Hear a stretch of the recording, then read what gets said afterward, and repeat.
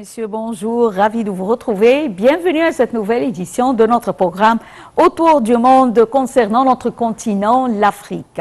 Et l'édition d'aujourd'hui, du lundi 30 janvier 2023, sera basée sur la visite éclair du secrétaire d'État américain Anthony Blinken en Égypte, première étape de sa tournée au Moyen-Orient.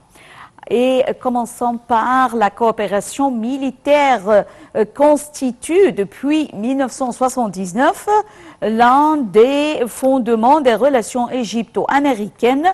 Pour Washington, le Caire est un rôle de stabilité régionale. Un autre pilier des rapports entre l'Égypte et les États-Unis est la coopération économique qui prend plusieurs formes, échanges commercial, investissement et aide économique à l'Égypte. Un commentaire signé Dalia Karam. Les relations égypto-américaines relèvent d'une importance stratégique pour les États-Unis, non seulement parce que l'Égypte est le plus grand pays arabe en termes de population, mais aussi car elle est le principal acteur régional dans la région. Washington considère la stabilité de l'Égypte comme la clé de la stabilité du Moyen-Orient. La coopération militaire entre les États-Unis et l'Égypte représente le principal pilier des relations bilatérales entre les deux pays. Les relations militaires se sont développées depuis que l'Égypte et Israël ont signé l'accord de paix en vertu duquel le Caire a alors commencé à recevoir une aide militaire et économique américaine. L'Égypte est le plus grand bénéficiaire des aides militaires américaines, recevant 1,3 milliard de dollars via le programme de financement militaire étranger. Depuis leur lancement, les aides militaires annuelles américaines ont rapporté de grands intérêts aux États-Unis, lui conférant de nombreux avantages dont les plus importants sont les exercices militaires Bright Star, les plus grands du genre au monde, ainsi que des avantages militaires logistiques tels que l'utilisation de l'espace aérien égyptien ou les facilités du passage des bateaux et des navires de guerre américains à travers le canal de Suez. Même ceux qui transportent des armes nucléaires sont préavis, ainsi que la coopération de l'Égypte dans la lutte contre l'extrémisme et le terrorisme dans toute la région du Moyen-Orient et de l'Afrique du Nord. La coopération entre les États-Unis et l'Égypte ne se limite pas seulement au niveau militaire, mais s'étend aussi à la coopération dans la lutte contre le terrorisme. Washington a travaillé en étroite collaboration avec l'Égypte pour sécuriser les frontières du pays grâce à des techniques de détection, à des renforcements frontaliers et à une surveillance aérienne. Sur le plan économique, les relations entre l'Égypte et les États-Unis sont anciennes et prennent plusieurs formes. Échanges commerciaux, investissements, aide économique à l'Égypte et accords de partenariat. Au niveau des échanges commerciaux, les États-Unis sont le deuxième partenaire de l'Égypte après la Chine avec un volume de 9,1 milliards de dollars en 2021. Au niveau régional, l'Égypte est l'un des principaux partenaires commerciaux des États-Unis. L'Égypte était le quatrième partenaire commercial au Moyen-Orient en 2020 est le premier en Afrique. 20 et 9% des importations de la région en provenance des États-Unis, selon un rapport publié en juin 2021 par la Chambre de commerce américaine en Égypte. Au niveau des investissements américains en Égypte, les entreprises américaines sont actives dans la plupart des secteurs économiques, principalement dans l'exploration et la production pétrolière et gazière, avec de grandes sociétés telles Apache Corporation, Chevron Corporation, ExxonMobil et Halliburton. Le secrétaire d'État américain Anthony Blinken est arrivé hier en Égypte pour une tournée éclair en pleine flambée des violences israélo-palestiniennes. Lors de son étape au Caire avant Jérusalem et Ramallah lundi et mardi, le secrétaire d'État rencontrera le président Abdel Fattah el-Sisi ainsi que le chef de la diplomatie Sameh Choukri. L'Égypte étant un intermédiaire historique entre Palestiniens et Israéliens, la situation dans les territoires occupés sera au menu des discussions. Plus de détails dans ce commentaire. Le chef de la diplomatie américaine Anthony Blinken est arrivé au Caire dimanche, première étape de sa tournée éclair au Moyen-Orient en pleine flambée des violences israélo-palestiniennes avec l'espoir de tenter d'apaiser les tensions. Le conflit israélo-palestinien risque fort aussi de dominer les discussions, le Caire jouant historiquement un rôle d'intermédiaire auprès des Palestiniens comme des Israéliens. Avant de se rendre à Jérusalem et à Ramallah ce lundi et mardi, M. Blinken rencontrera le président Abdel Fattah al-Sisi et le ministre des Affaires étrangères Sameh Shoukry. Au Caire, grand allié régional de Washington, M. Blinken devrait également aborder une série de questions régionales dont la Libye et le Soudan. Après le Caire, le secrétaire d'État américain se rendra ensuite à Jérusalem et à Ramallah du 30 au 31 janvier. Ce déplacement intervient au moment où, en quelques jours, la situation sécuritaire s'est soudainement dégradée dans les territoires occupés. Face au regain de violence, M. Blinken va rejoindre le Premier ministre israélien Benjamin Netanyahou et le président palestinien Mahmoud Abbas à prendre urgemment des mesures en vue d'une désescalade. C'est ce qu'a assuré vendredi un porte-parole du département d'État Vedant Patel. En Israël, il rencontrera le Premier ministre Benjamin Netanyahou, le ministre des Affaires étrangères Eli Cohen et d'autres hauts dirigeants pour s'entretenir du soutien durable des États-Unis à la sécurité d'Israël, en particulier face aux menaces de l'Iran. Le secrétaire discutera également des relations israélo-palestiniennes et de l'importance d'une solution à deux États, ainsi que d'une série d'autres problèmes mondiaux et régionaux. En Cisjordanie, le secrétaire d'État américain rencontrera le président de l'autorité palestinienne Mahmoud Abbas et de hauts responsables palestiniens pour discuter des relations israélo-palestiniennes et de l'importance d'une solution à deux États, des réformes politiques et de la poursuite du renforcement des relations des États-Unis avec le peuple et les dirigeants palestiniens.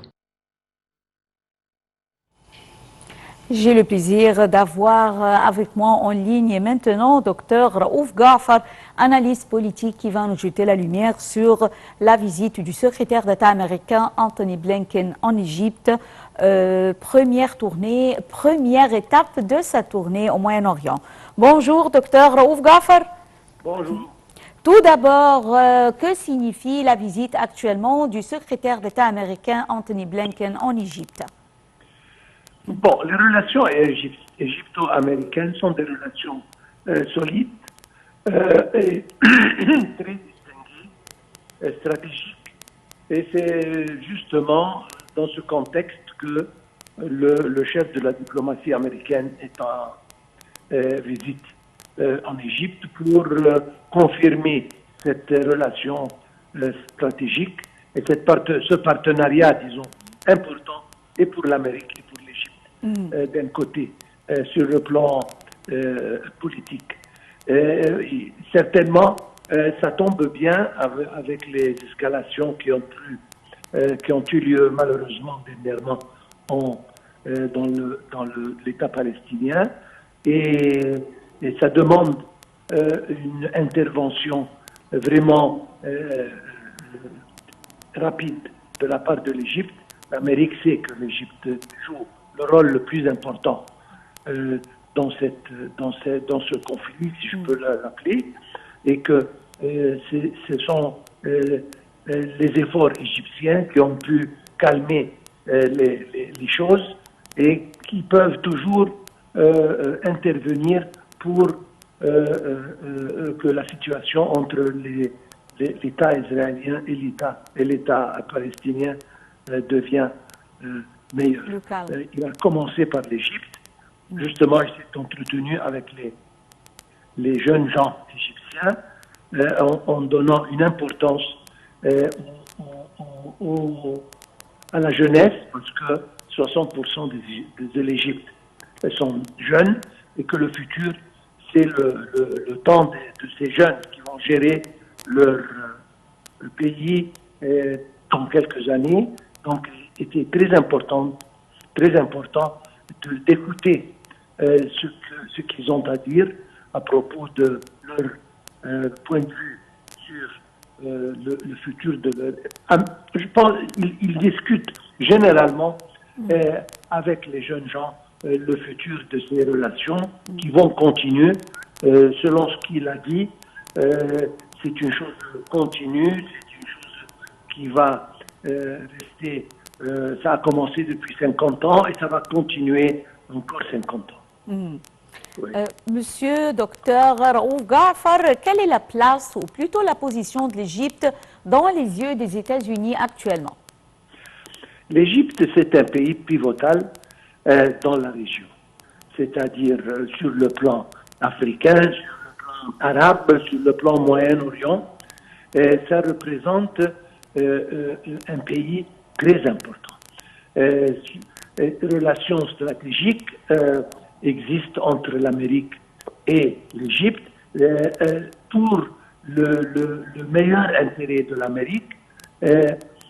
Il faut absolument que les relations avec l'Égypte soient toujours en très bonne forme et qu'on ne peut pas accepter, il peut arriver des va-et-vient, mais en principe, la relation et le partenariat stratégique avec l'Amérique doit continuer.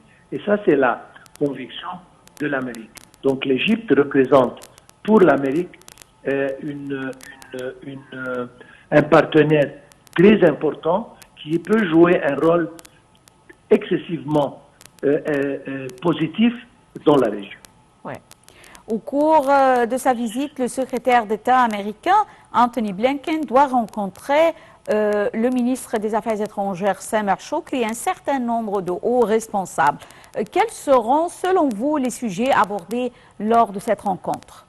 À mon opinion, à part les relations entre les deux pays, à base d'intérêts communs et de respect commun, ils vont sans doute discuter des problèmes régionaux sur le plan crise régionale, Iran, pays arabes, etc. Mais à la tête des discussions, à mon opinion, c'est le sujet palestinien et qui doit être abordé avec beaucoup d'importance parce que les répercussions peuvent être vraiment très mauvaises. Donc ça, je pense que c'est un sujet. D'ailleurs, M. Blinken, il a commencé par l'Égypte, il va continuer par l'État palestinien et Israël, ce qui veut dire que cette crise ou ces événements derniers représentent le pivot de cette visite, à mon opinion. Oui. Au Caire, M. Blinken devrait également aborder une série de questions régionales, dont la situation en Libye et bien sûr le Soudan. Alors, quels seront les points discutés concernant ce sujet et quels sont les points de vue, on peut dire, communs entre les deux pays, l'Égypte et les États-Unis, en ce qui concerne la Libye et le Soudan? L'établissement de la paix et la sécurité, c'est une chose essentielle. Le Soudan, il y a pas mal d'événements qui prennent lieu. Il faut absolument, d'ailleurs l'Égypte exerce un effort formidable pour achever ce calme, disons, au Soudan. Certainement, le problème libyen doit aboutir à une fin, c'est-à-dire élection, c'est-à-dire se mettre d'accord sur le gouvernement prochain, etc. C'est un problème régional très important. La Libye et le Soudan, d'ailleurs, étant les pays de voisinage de l'Égypte, jouent un rôle important pour l'établissement, comme je viens de dire, de la paix et la sécurité dans les deux pays. Et ça, c'est pour l'Amérique une chose importante parce que quand cette région est pacifique, est calme et jouit d'une certaine stabilité, c'est beaucoup mieux pour les intérêts de l'Amérique. Absolument. Le déplacement de M. Blinken en Égypte est programmé de longue date, mais il intervient au moment où, en quelques jours, la situation sécuritaire s'est soudainement dégradée au Moyen-Orient, en pleine flambée de violence, comme vous venez de le dire, entre Israéliens et Palestiniens. Alors, le Caire joue, comme également vous l'avez dit, un rôle d'intermédiaire auprès des Palestiniens comme pour les Israéliens. Veuillez nous jeter la lumière sur le rôle majeur de l'Égypte en ce qui concerne la sécurité dans la région du Moyen-Orient. Premièrement, si on parle de la crise palestinienne, l'Égypte, sans doute, c'est le pays qui a souffert le plus, qui a donné le plus je ne veux pas dire de martyrs, mais je veux dire que c'est qui a donné le plus de sacrifices sur ce plan. L'Égypte est un pays, comme je viens de dire, important. Nous avons à quoi dire avec le Gaza, et on a déjà intervenu à plusieurs reprises pour calmer les choses et pour achever des accords entre les deux côtés. Je suis sûr que l'Égypte ne manquera pas à faire ça encore et encore et encore. L'intérêt de l'Égypte, c'est d'avoir une région qui jouit de la paix et de la sécurité, parce que non seulement c'est bien pour la région, mais encore pour l'Égypte et l'avenir de l'Égypte. Nous aspirons à attirer des investisseurs, etc., et des investissements et qui doivent venir dans un environnement sain, dans un environnement sécurisé. C'est justement ce que l'Égypte fait pour la région entière. Oui. Je tiens à vous remercier infiniment, Dr Raouf Ghaffar, analyste politique, pour ces informations. Merci. Mesdames et messieurs, une petite pause et on se retrouve dans quelques instants.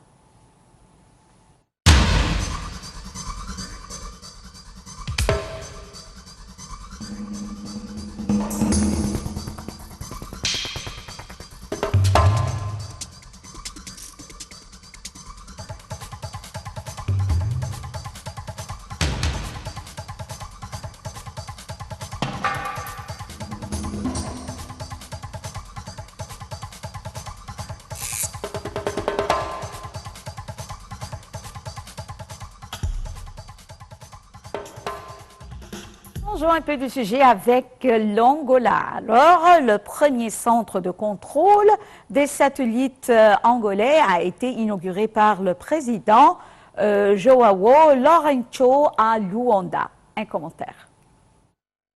Le Centre national de mission et de contrôle des satellites dans la municipalité de Kakuako à Luanda a été inauguré par le président João Lourenço. Cette nouvelle infrastructure s'inscrit dans le cadre de la stratégie spatiale nationale. Sa tâche principale sera d'assurer le contrôle et le fonctionnement du satellite ANGOSat 2 mis en orbite en octobre 2022. Lors de l'inauguration, M. Lourenço a déclaré que l'Angola va gagner dans tous les services et que les Angolais vont donc améliorer leurs télécommunications et leurs communications sociales. Le centre de contrôle est construit sur une superficie totale de 6617 mètres carrés, aura sans aucun doute des retombées économiques, a assuré le président Lourenço, en insistant également sur son impact numérique au niveau régional.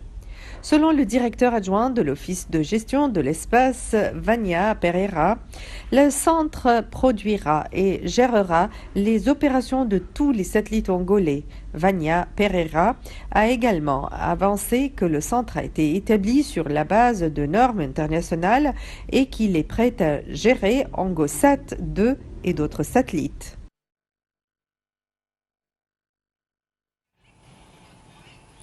Mesdames et messieurs, fin de cette édition de notre programme Autour du monde. Merci pour votre fidélité à NITV International et restez avec nous. Bonne journée. Au revoir.